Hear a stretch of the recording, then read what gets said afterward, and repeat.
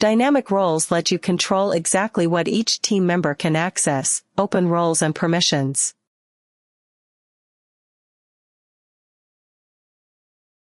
Create a sales counter role, turn on dashboard and sales and POS only, then save the role.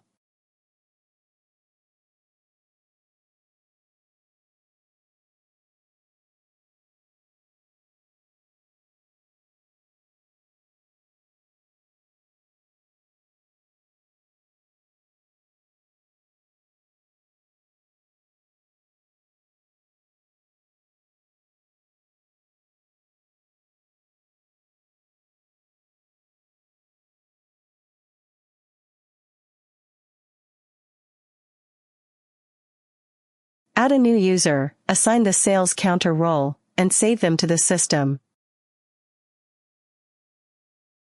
They sign in and see a limited sidebar, only dashboard and sales, no accounting or settings.